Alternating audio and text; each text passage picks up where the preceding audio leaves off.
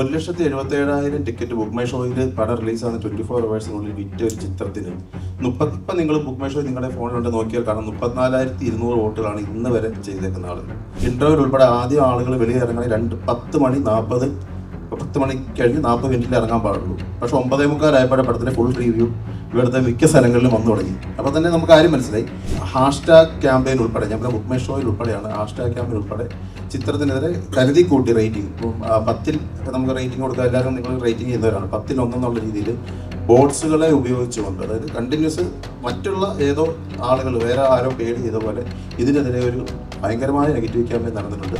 നമ്മൾ ഗോകുലം സിനിമ നിർമ്മാണം മാത്രമല്ല, ഡിസ്ട്രിബ്യൂഷനൊക്കെ വളരെ സജീവമായിട്ട് 3 വർഷം ആയിട്ടുള്ളതാണ്. കോവിഡ് ഇറക്കിയ ശേഷം ഉടലെന്ന ചിത്രം തൊട്ട് അദ്ദേഹം ഡിസ്ട്രിബ്യൂഷൻ ചെയ്തേക്കുന്നതുമായ അന്യഭാഷ ചിത്രങ്ങളുണ്ട്, മലയാളത്തിലെ സൂപ്പർ ചിത്രങ്ങളുണ്ട്. ഇതിലൊന്നും തന്നെ നമ്മൾ തുടർന്ന് വന്ന ഒരു രീതിയല്ല ആളെ കയറ്റുന്ന രീതി. കാരണം അതിനോട് നമുക്ക് യോജിപ്പില്ല. കാരണം എന്ന് പറഞ്ഞാൽ ആളുകൾ ഫ്രീ ടിക്കറ്റിന് വേണ്ടി വെയിറ്റ് ചെയ്യാൻ വേണ്ടി നമുക്ക് താല്പര്യമില്ല. കാരണം പടം ആളുകൾ വന്ന് കാണാം. അല്ലെങ്കിൽ നാളെയോ ആളുകൾ പറയും ഫ്രീ ടിക്കറ്റ് കൊടുക്കുന്ന പരിപാടി ഉണ്ടോ എന്ന് ചോദിക്കുക. അതാണല്ലോ ഉദ്ദേശിച്ചത്. പക്ഷേ നമ്മളെ സംബന്ധിച്ചിടത്തോളം എന്തുകൊണ്ടാണ് ഇപ്പം വളരെ സിമ്പിളായിട്ട് ഉദാഹരണം പറയാം. നമ്മൾ ആളെ കയറ്റി എന്നുള്ളത് അല്ല എന്ന് പ്രൂവ് ചെയ്യാൻ ഒറ്റ ഉത്തരം മതി. 1,77,000 ടിക്കറ്റ് ബുക്ക് മൈ ഷോയിൽ പടം റിലീസാണ് 24 അവേഴ്സിനുള്ളിൽ വിറ്റ ഒരു ചിത്രത്തിന് ഇപ്പം നിങ്ങൾ ബുക്ക് മൈ ഷോ നിങ്ങളുടെ ഫോണിലുണ്ട് നോക്കിയാൽ കാണാം 34,200 വോട്ടുകളാണ് ഇന്ന് വരെ ചെയ്തേക്കുന്ന ആളുകൾ. നമ്മൾ ആദ്യത്തെ ട്രെൻഡ് കണ്ടപ്പോൾ തന്നെ, അതായത് പടം ഇറങ്ങി 8 മണിക്ക് തുടങ്ങി ഒരു ഷോ വിടേണ്ട 2 മണിക്കൂർ 32 മിനിറ്റാണ് ഈ പടത്തിന്റെ ദൈർഘ്യം.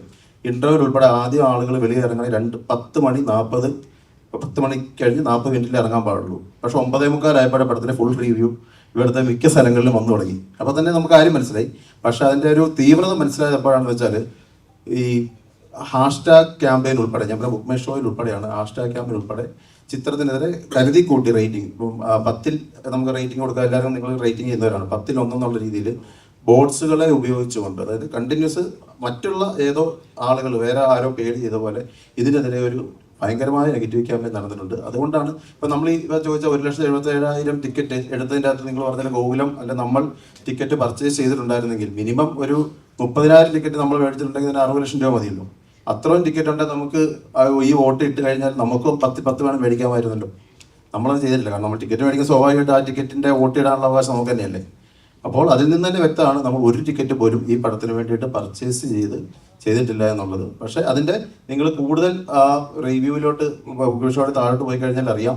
ബോർഡ്സിൽ നിന്നും I was on the movie എന്താ യാതൊരു സെൻസും ഇല്ലാത്ത രീതിയിലുള്ള റിവ്യൂ ഒക്കെയാണ് ആൾക്കാർ ഇത് തികയ്ക്കാൻ വേണ്ടി ഇട്ടേക്കുന്നത്. അപ്പോൾ അതുകൊണ്ട് നമുക്ക് മനസ്സിലായി നമ്മളിനി ഇപ്പറ നിന്നുകൊണ്ട് എത്ര ആളുകളുടെ സുഹൃത്തുക്കളോട് പറഞ്ഞ് റേറ്റിംഗ് ചെയ്ത് കഴിഞ്ഞാലും ആ ക്യാമ്പയിൻ ഒരിക്കലും വിജയിക്കില്ല. കാരണം അപ്പുറത്തെ പക്ഷം ഇത് മുന്നിട്ട് ഇറങ്ങിയിരിക്കുകയാണ്, കച്ചയായിട്ട് ഇറങ്ങിയിരിക്കുകയാണ്. മനസ്സിലായതുകൊണ്ടാണ് ബുക്ക് മൈ ഷോ റിവ്യൂവിനെ കുറിച്ച് നമ്മൾ മൈൻഡ് ചെയ്യാതിരുന്നത്.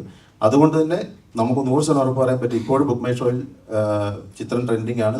ചിത്രത്തിന് ഇപ്പോഴും കളക്ഷൻ ഉണ്ട്. ഇപ്പോഴും ഈവനിങ് ഷോ നിങ്ങൾ നോക്കിക്കഴിഞ്ഞാൽ എല്ലായിടത്തും വൺ ഡിമാൻഡിനാണ് ചിത്രത്തിനുള്ളത്. അതുകൊണ്ട് ചിത്രം സൂപ്പർ ഹിറ്റിലേക്ക് മാറിക്കൊണ്ടിരിക്കുകയാണ്. ഇനിയും വരാനുള്ള 2 ആഴ്ചകളിൽ നമുക്ക് 100% ഉറപ്പുണ്ട്. കാരണം ക്രിസ്മസിന് നമുക്ക് ഏത് സീസൺ ആയാലും നമുക്ക് വേണമെങ്കിൽ സേഫ് സോൺ ആയിട്ട് December 25 ഈ പടം റിലീസ് ചെയ്താൽ മതിയായിരുന്നു. കാരണം ഏറ്റവും നല്ല സേഫ് സോൺ എല്ലാവരും ഫെസ്റ്റിവലിനെ വരുന്നത്. കാരണം പ്രീ ഫെസ്റ്റിവൽ എന്ന് പറയുന്നത് സ്വാഭാവികമായിട്ടും കുടുംബ പ്രേക്ഷകരും എക്സാം ഒക്കെ കഴിയാനായിട്ട് ഫാമിലി വെയിറ്റ് ചെയ്യും. കുട്ടികളുടെ എക്സാം ഒക്കെ കഴിഞ്ഞിട്ട് വരാമെന്ന് വെയിറ്റ് ചെയ്തിട്ട് ഈ ഫെസ്റ്റിവൽ കഴിഞ്ഞാൽ 1-2 ദിവസം കഴിഞ്ഞിട്ടാണ് ശരിക്കും ഫാമിലി ഓഡിയൻസ് വരിക. നമ്മളതിന് വെയിറ്റ് ചെയ്യാതെ, കാരണം നമുക്ക് വെയിറ്റ് ചെയ്യുന്ന യൂത്ത് ഓഡിയൻസ് ഉണ്ടെന്ന് മനസ്സിലാക്കിക്കൊണ്ടാണ് നമ്മൾ 18-ന് റിലീസ് ചെയ്തത്. ഇനി യഥാർത്ഥ ഫാമിലി ഓഡിയൻസ് നമ്മൾ വിശ്വസിക്കുന്ന, നമ്മൾ പ്രതീക്ഷിക്കുന്ന ദിലീപേട്ടൻ്റെ സപ്പോർട്ട്, അല്ലെങ്കിൽ ദിലീപേട്ടൻ്റെ എപ്പോഴത്തെയും സ്ട്രോങ് ഫോർട്ടായിട്ടുള്ള ഫാമിലി ഓഡിയൻസ് ചിത്രത്തിന് ഇറങ്ങി തുടങ്ങിയിട്ടേ ഉള്ളൂ. അവരിന്നും നാളെ ഈ വരുന്ന വീക്കെൻഡുകളിൽ തീർച്ചയായും ചിത്രത്തിലെത്തി ചിത്രം മറ്റൊരു ലെവലിലേക്ക് ഈ ചിത്രത്തെ കൊണ്ടുപോകും. 50 കോടിയിൽ നിന്നും 100 കോടി ക്ലബ്ബ് വിദൂരമല്ല എന്നുള്ള 100% കോൺഫിഡൻസിലാണ് നമ്മൾ എല്ലാവരും നിൽക്കുന്നത്.